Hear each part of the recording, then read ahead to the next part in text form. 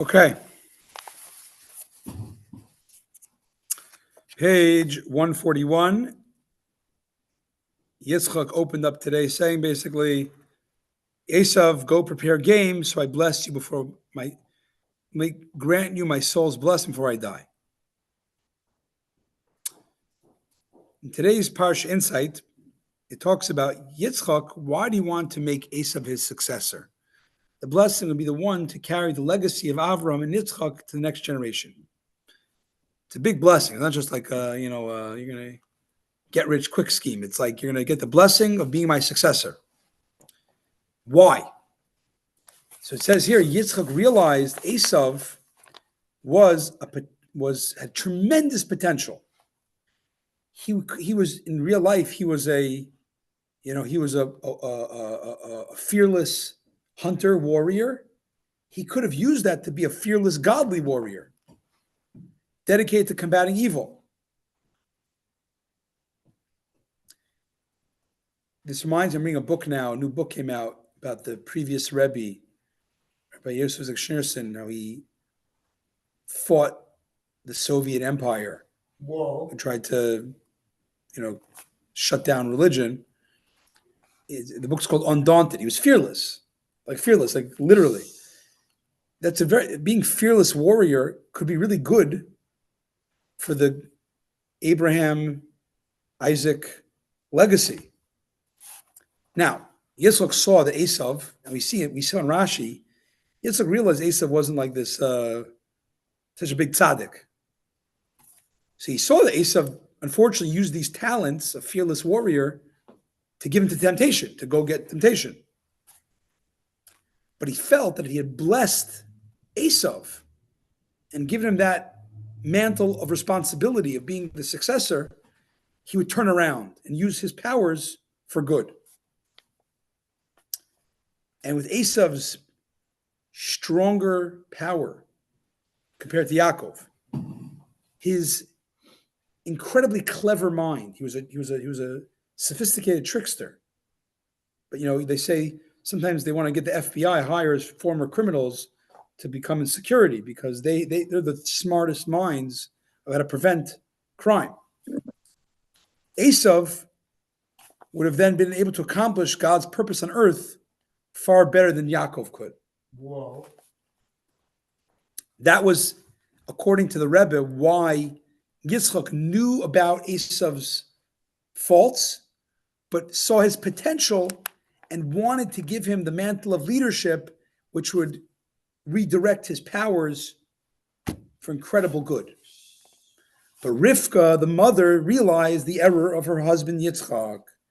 It was true that Yaakov, compared to Esav, was not as powerful or sophisticated, cunning, or a warrior like Esav was. But Yaakov was all about Torah study. The keen perception that Yaakov got by being totally dedicated to Torah study will give him the ability to become a cunning powerhouse. Where do we see Yaakov in Torah study? It says Yaakov was Yoshev Ohalim. He would sit in the tents. And Rashi said the tents of who? The Academy of Shem and Aver. All right. Torah.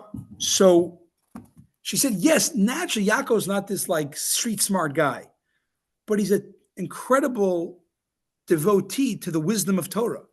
And the wisdom of Torah can help him utilize, come to any bridge and cross it.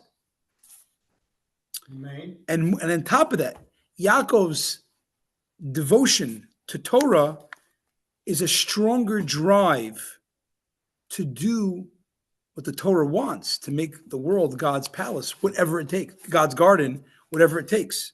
Mm-hmm. Therefore, who's a better successor to Vito Corleone? Would it be, Michael or Sonny? The cunning, I don't know, it's not a good example, but just to give some type of thing. Sometimes the smart, nerdy kid who's more dedicated to the ideals becomes a better successor for the family enterprise.